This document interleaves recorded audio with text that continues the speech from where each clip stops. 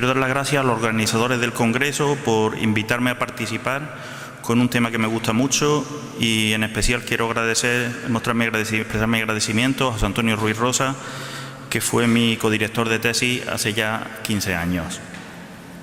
También quiero expresar mi gratitud a dos arquitectos que me han ayudado a preparar este tema, a Pablo Montero Baena, al que dirigí su trabajo de investigación en el Máster de Arquitectura y Patrimonio, y a Eduardo Martínez Moya, compañero del departamento que realiza su tesis sobre Carmona. El trabajo que voy a exponer corresponde a una línea de investigación personal cuyos objetivos se centran en el estudio de la ciudad, el paisaje y la arquitectura a través de sus imágenes gráficas. Vengo trabajando en este tema desde hace 15 años, cuando leí mi tesis doctoral sobre la Alhambra.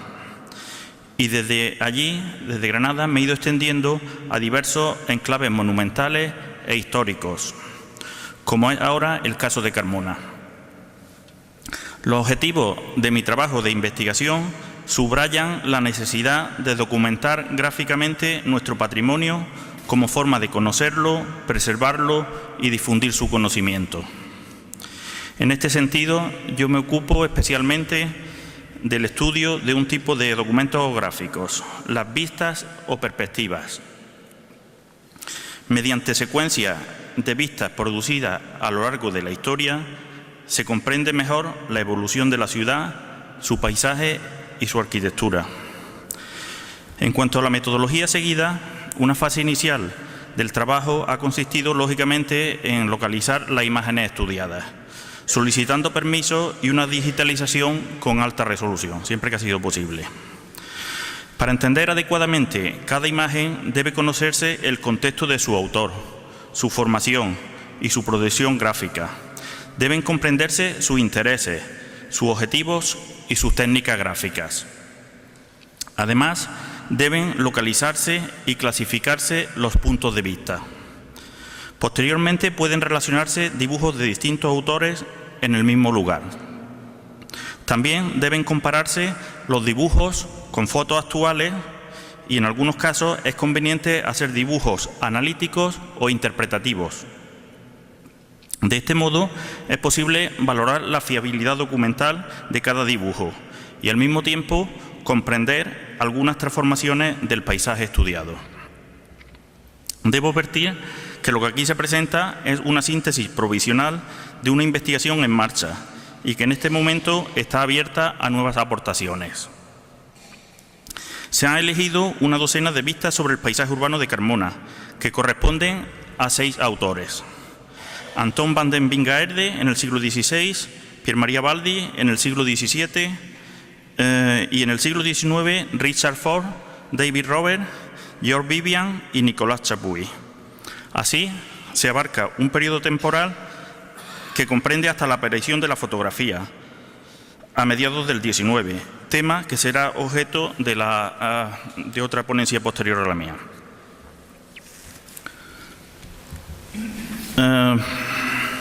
Debe recordarse que las más antiguas vistas de ciudades solían tener un carácter simbólico y se caracterizaban por su falta de verosimilitud con la realidad. Aunque aquí no se tratan las representaciones del territorio, pueden citarse como antecedentes algunos mapas datados hacia el siglo XVI, en los que Carmona se representa con expresivos símbolos. Arriba a la izquierda vemos un mapa inspirado en otros de Ptolomeo del siglo II, que tuvo distintas ediciones hacia 1480, 1525 y 1540, que es la edición que aquí se muestra. Aparece rotulado el nombre de Carmona, simbolizada por una pequeña torre. Algo parecido ocurre en mapas de Abraham Ortelius, objeto de diversas ediciones. Aquí se muestra la de 1585 y también incluyen un curioso símbolo otros mapas de Jerónimo Chávez, publicado en 1579, o de Hondius hacia 1606. La primera vista sobre Carmona, elaborada con vocación de verosimilitud, se debe a Anton van den Wingaerde en 1567. Wingaerde realizó una colección de más de 60 vistas de poblaciones españolas que permanecieron prácticamente inéditas hasta 1986, cuando fueron publicadas en el libro dirigido por Kagan, Las ciudades del siglo de oro, cuya portada vemos. No se conoce con certeza la finalidad para la que se tomaron las vistas. Se ha dicho que iban a formar parte de un atlas sobre ciudades que no llegó a publicarse. En todo caso, debe advertirse que en la primera página del álbum de originales conservado en el Victoria Albert Museum de Londres se dice que los dibujos fueron costeados por el famoso impresor Plantino de Amberes, que mantuvo constantes relaciones profesionales con Felipe II. La catalogación de las vistas de Vingaerde fue objeto de la excelente tesis doctoral de Montserrat Galera, que localizó 242 dibujos y grabados. Además, se han publicado estudios sobre las vistas de Vingaerde de ciudades españolas como Zaragoza, Valencia, Cuenca, Granada, etc. Pero hasta ahora la vista de Carmona no ha sido objeto de ningún estudio monográfico en profundidad. Vingaerde viajó por Andalucía en 1567 y dibujó Córdoba, Úbeda Baeza, Jaén, Granada, Alhama de Granada, Antequera, Ojén, Gibraltar, Tarifa, Sahara de los Atunes, Cádiz, El Puerto, Jerez, Sanlúcar, Sevilla, Carmona e Itálica. Sin embargo, en el itinerario dibujado por Kagan hay un lapsus, al no figurar la ciudad de Écija, cuyo dibujo aparece catalogado erróneamente en la tesis de Montserrat Galera como Córdoba. Con motivo de la preparación de un artículo sobre Córdoba, pedimos una reproducción de dicha vista catalogada como Córdoba y pudimos constatar que era Écija.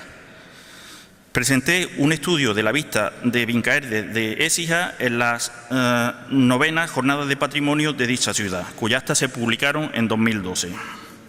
Aprovecho estas imágenes de Córdoba y de Écija para llamar la atención sobre las similitudes entre las vistas de Vingaerde y otro dibujante, Hohenagel, que recorrió España entre 1564 y 1567, tomando vistas publicadas en una importante obra conocida como Civitatis Orbis Terrarum, publicada entre 1582 y 1617.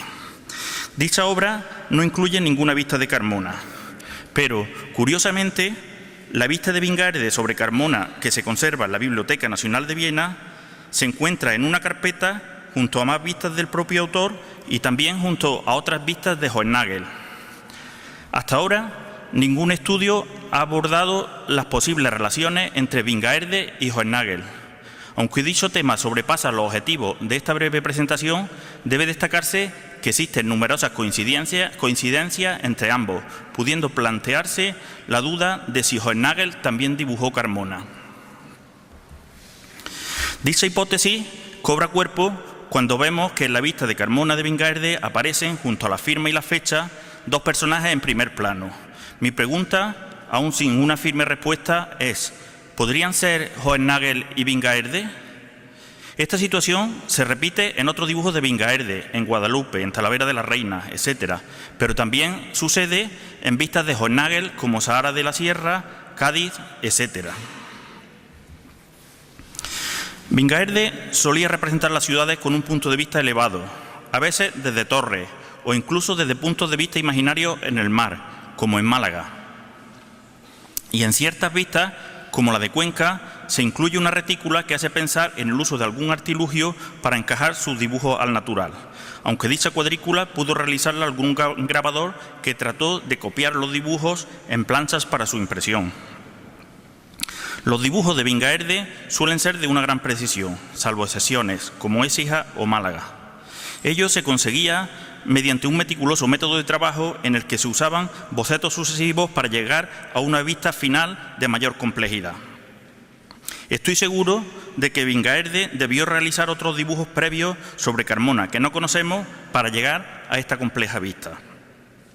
En todo caso, el dibujo de Carmona no es imaginario, sino que muestra un conjunto urbano con numerosos detalles que concuerdan con la realidad de aquel momento, según se comprueba al realizar dibujos interpretativos o al compararla con una foto desde similar punto de vista, aunque lógicamente el caserío está muy transformado. Podemos ver el Picacho, la Puerta de Sevilla tiene un arco delante de tiempos de Felipe II aún sin demoler, el Alcázar está muy entero, etc. Las torres de la iglesia, recogidas en una leyenda, en general están bien indicadas en el dibujo. Podemos ver San Felipe, San Bartolomé, El Salvador, está también Santa María, Santiago, incluso San Blas y Santa Ana, que tenía torre que no aparece en la posterior vista de Baldi. También aparece una interesante torre que hoy no existe en el convento de la Concesión.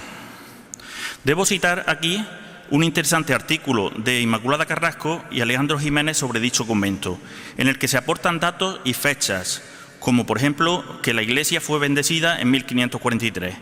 Pero ese artículo no usa esta vista de Vingaerde y se afirma que en 1542 se cuadraron los claustros. Pero en la imagen vemos claramente que el patio no está cerrado. O sea, en 1567 no se ha cuadrado el patio. Hay algo que no concuerda o quizás haya algún error. También vemos la torre que en la vista de Baldi un siglo después ya no aparece. Además, llaman la atención el rollo y la cruz dibujados. Al igual que se dibujan también en la vista de Hohenagel de Écija, curiosamente, que he estudiado en el reciente artículo antes citado. En los rollos y en las picotas se consumaban las penas de muerte y otros suplicios. Simbolizaban la jurisdicción independiente de un lugar, lo cual sería motivo de orgullo colectivo, por lo que a veces adquirieron un carácter monumental. Sobre el rollo de Écija existe un ameno libro de Gerardo García y Marina Martín, pero no he podido recabar datos sobre el rollo de Carmona. Estoy abierto a las aportaciones de los especialistas aquí presentes.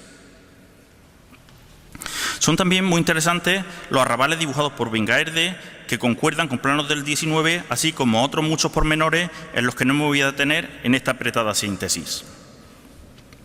Seguimos con otra vista cuyo promotor fue Cosme III de Médicis, uno de los principales coleccionistas de arte del barroco, que enriqueció y reorganizó los extensos fondos de la Galería de los Oficios de Florencia. Cuando aún era príncipe y futuro gran duque de la Toscana, visitó Alemania y los Países Bajos en 1667 y durante 1668-69 realizó un viaje por España y Portugal pasando por Carmona. El 14 de diciembre de 1668, el príncipe florentino cruzó de Peñaperro e inició su ruta por Andalucía hasta que el 3 de enero de 1669 puso rumbo a Portugal. Entre el séquito de cerca de 40 personas que acompañaban a Cosme III estaban Filippo Corsini y Lorenzo Magalotti, que tomaron nota pormenorizada de lo acontecido. Su manuscrito suministra abundantes pormenores sobre los lugares visitados. El arquitecto y pintor florentino Pier Maria Baldi realizó en dicho viaje una importante serie de cerca de 130 vistas, a modo de reportaje gráfico o álbum de recuerdos sobre las poblaciones por donde pasó el cortejo del que formaba parte. Dibujó las siguientes ciudades andaluzas: Linares, Andújar, El Carpio, Alcolea, Córdoba, Castro del Río, Alcalá, La Real, Pinos, Granada, Santa Fe, Loja, Rute, Lucena, Montilla, Écija, Fuentes de Andalucía, Carmona, Sevilla y Santa Olalla. Los dibujos de Baldi son menos precisos que los de Vingaerde. Todo parece algo deformado. La topografía es más irreal. Aparecen edificios claros como San Felipe, la Puerta de Sevilla, San Bartolomé o a la izquierda San Blas. Y Santa Ana a la izquierda no tiene torre, aunque el hastial parece coincidir con Vingaerde. El alcázar que está detrás parece desplazado hacia la derecha. Y según se ha dicho, en el convento de la Concesión no aparece la torre. Aquí simplemente... bueno, falta una imagen, no pasa nada. Saltamos al siglo XIX, Richard Ford, que llegó a Sevilla con su familia en 1830 y durante 3 años recorrió toda España realizando cerca de 400 vistas urbanas. Entre ellas se encuentra esta de Carmona, que está recogida en un reciente catálogo sobre Richard Ford en Sevilla. En dicho catálogo yo aporté una breve análisis de la vista de Granada y Juan Fernández Lacomba fue quien comentó la vista de Carmona. La figura de Ford un gran hispanista, es bastante conocida, y sobre todo su famoso Manual para viajeros por España, publicado en 1845 con varias reediciones. No era un dibujante profesional, pero sus vistas suelen estar bien proporcionadas y resueltas con bastante rigor. Suelen ser fieles a la realidad y por ello tienen un alto valor documental. Ford dibujó la Plaza del Alrabal, hoy llamado Paseo del Estatuto, y vemos a la izquierda la calle San Pedro, la calle La Fuente hacia el centro y a la derecha una calle con una medianera vista que concuerda con el plano del siglo XIX. Detrás aparece la Torre del Homenaje, bien dibujada, San Bartolomé también bien dibujado, aunque algo desplazado a la derecha. Y, curiosamente, parece que los dibujos de la Torre de San Felipe y la Prioral se intercambian. David Rober fue un pintor escocés que recorrió España entre 1832 y septiembre de 1833, realizando incontables vistas de ciudades y monumentos, especialmente de Andalucía, en gran parte reelaboradas tras su vuelta a Inglaterra. Gracias a los dibujos, acuarelas y óleos de Rober, publicados con gran éxito como litografía y grabados, el público culto de Europa accedió durante el siglo XIX a lugares apenas conocidos en dichos momentos previos a la fotografía, conformando una imagen de nuestros territorios que ha marcado su personalidad hasta tiempos actuales. Un reciente libro de Jiménez Cruz reconstruye el viaje de Rober por España, usando la correspondencia que se ha conservado, aunque sin estudiar sus vistas. En 2010 dediqué un artículo de la revista EGA a sus incontables originales sobre España, hoy dispersos en museos de todo el mundo o colecciones particulares, y muchos de ellos publicados como litografías o grabados. Por desgracia, bastantes originales están en paradero desconocido, como un cuadro sobre Carmona que sabemos que Rober regaló a su dentista en 1853.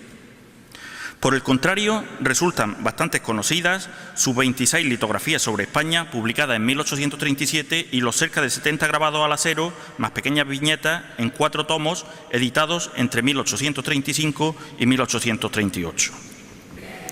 Rober llegó a Sevilla a principios de mayo de 1833 y permaneció allí 5 meses, debido a que no se le permitió proseguir viajando por la epidemia de cólera declarada en 1833.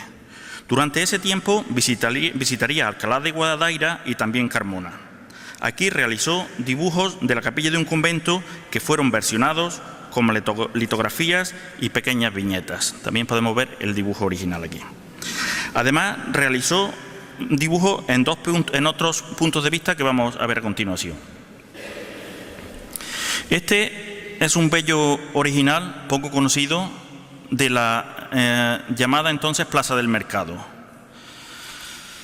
No se ve la medianera, no se destaca tanto la medianera de Ford, y sorprende cómo se rectifica la fachada que preside esta plaza. Además, parece que se adelanta la posición del convento de la Concepción.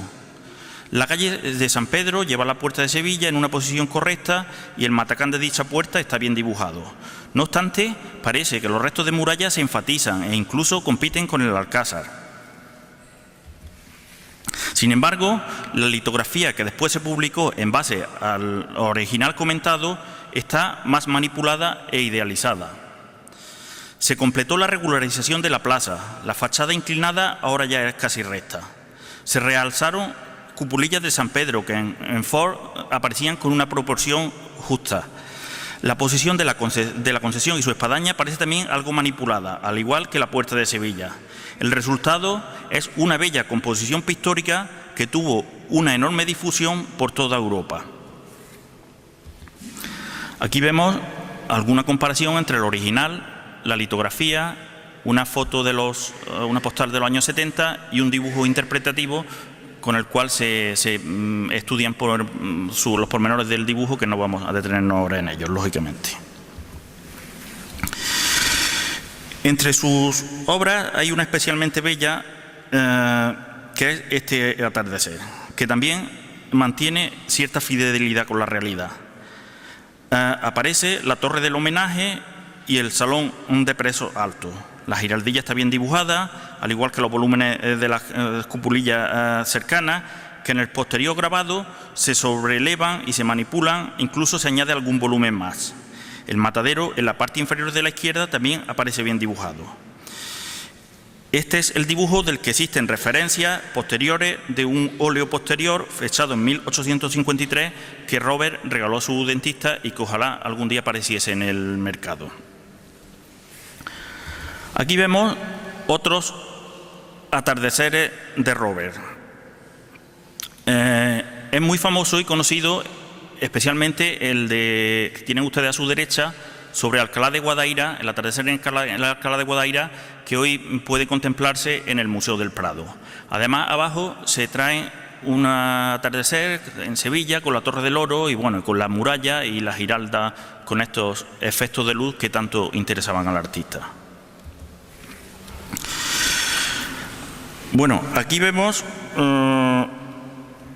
la comparación del original, el posterior grabado, más manipulado, como se ha dicho antes, y una foto desde el punto aproximado en el que Robert pudo sentarse a dibujarse, además de un dibujo interpretativo con el que pueden cotejarse los elementos, la fiabilidad de los elementos dibujados. George Vivian fue un exquisito dibujante londinense que viajó por España en 1834. Tomando imágenes bastante fieles a la realidad. En 1838 publicó una impresionante obra con 29 litografías sobre España y en 1839 otra muy parecida sobre España y Portugal, aunque no se dedica en estas dos obras ninguna vista a Carmona. Sin embargo, al intentar localizar unos dibujos originales sobre Granada de este autor en una colección particular, me encontré la grata sorpresa de este dibujo inédito sobre Carmona. El dibujo de Vivian está proporcionado con gran rigor, salvo por ponerle alguna pequeña pega el tamaño de la giraldilla. El punto de vista está algo más atrás que el de Robert. San Bartolomé se ve muy bien, la Puerta de Sevilla muy bien, el matadero también bien dibujado. Y traigo aquí también, como curiosidad o como dato, el blog donde está encuadernado actualmente ese dibujo, la portada del Vivian, en la cual, por desgracia, no se publicó la litografía correspondiente a ese dibujo, y abajo a la derecha los instrumentos y materiales de dibujo y algunos de los blogs que se conservan de los cuadernos de viaje del autor, los cuadernos originales, por supuesto. Cambiamos de punto de vista para presentar una última y exquisita acuarela de David Robert sobre el Alcázar de Carmona desde el Picacho. Está bien proporcionada, es muy bonita. San Mateo, muy bien. El Alcázar concuerda en sus primeros planos y en el fondo, en el Alcázar, aparecen elementos, tramos de muralla que hoy han desaparecido. Aquí vemos una rápida comparación de esta vista con algunas postales de principios del siglo XX en la que puede cotejarse la fiabilidad del dibujo. Por último, pasamos a las vistas de Nicolás Chapuis, un arquitecto, dibujante y litógrafo de calidad excepcional, cuya obra es poco conocida y que fue un activo restaurador de catedrales en Francia, siendo colaborador de Viollet-le-Duc. Realizó una visita a la Alhambra en 1833 y tras otro viaje a España hacia 1841 realizó vistas de gran calidad, con una perfección que hace pensar en el uso de daguerrotipos. Su obra anunció el comienzo de una forma de producción de vistas urbanas, apoyadas en soporte fotográfico a partir de la segunda mitad del XIX. Dos de las tres vistas de Carmona publicadas por Chapuis forman parte de una colección de 70 fotografías publicadas como láminas sueltas en París hacia 1842-44. Esta es la vista de la entonces llamada Esplanada, un típico paseo salón del siglo XIX. San Pedro está bien proporcionado y sus cupulillas, muy bien la Puerta de Sevilla y San Bartolomé, aparece Santa María y las descalzas detrás, y el matadero también bien, con sus almenas. Si lo comparamos con fotos, está perfecto, concuerda con las fotos. Además, aquí a la derecha traigo una copia de Chapuy que fue realizada por Chenot hacia 1850, de mi colección particular, en la que se manipula o se reinventan algunos detalles de cupulillas y se sustituyen casas por vegetación, San Bartolomé perfecto y Santa María y la Descalza al fondo. Traigo también una foto actual del precario estado de este lugar que tiene una vista tan privilegiada. Esta extraña vista, cuyo original no he podido localizar para confirmar la autoría de Chapuy, muestra la puerta de entrada al Alcázar, que curiosamente, y es algo absolutamente inusual en las vistas de Chapuy, no concuerda con su posición actual. Esta puerta, bueno, pues todos sabemos que desgraciadamente en su otra cara está hoy taponada por un ala del parador que podría demolerse perfectamente, y entre las murallas se ve la iglesia del Salvador con su cúpula y su torre inacabada, parece muy pequeñita incluso la puerta de Sevilla, bien situada, etcétera. Aquí vemos la citada puerta que taponada por el parador en su otra cara, y a la derecha se identifica la torre que aparece dibujada, que por entonces estaba algo menos deteriorada. Debe subrayarse que estas vistas, las vistas paisajísticas que existen desde el Alcázar hacia la ciudad son muy bonitas. En este sentido, la indeseada ruina de algunos tramos de muralla enmarcan una bella visión de la ciudad de Carmona. Y hay otra última vista de Chapuy bastante extraña, sobre todo en sus primeros planos, con fragmentos difíciles de identificar. Parece tomada desde el interior del Alcázar y aparece un trozo de muralla y torre que hoy no existe. Pero a través de la abertura se identifican perfectamente la iglesia de Santa María, el convento de San José, hoy demolido, y la iglesia del Salvador, en la cual nos encontramos ahora mismo. Como conclusión, debo subrayar el interés de estas vistas de Carmona con variados puntos de vista que registran los cambios experimentados con el paso del tiempo en el paisaje urbano. Permiten recuperar parte de la memoria visual de Carmona, entender mejor su pasado, para tratar de construir un paisaje futuro con mayor sentido. Desde estos puntos de vista es más fácil comprender la configuración paisajística de Carmona. Son un valioso legado patrimonial que no debería perderse. Así, estas imágenes deben entenderse como ventanas abiertas a la memoria, como verdaderos símbolos que reafirman la identidad de Carmona. Hace unos años propuso al Ayuntamiento hacer una monografía sobre este tema, en la que reproducir las vistas con la mayor calidad posible. Y me gustaría ahora poder retomar esa idea. Por desgracia, el formato reducido del acta de este congreso, en blanco y negro, es inadecuado para disfrutar este tipo de imágenes. Además, ya me han advertido desde la dirección de este congreso que la universidad no puede costear los derechos de reproducción de las vistas para las actas.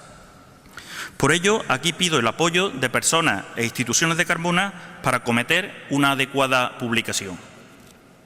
En todo caso, espero que mi intervención pueda contribuir, aunque sea de forma modesta, a reflexionar sobre la gran importancia del paisaje para Carmona.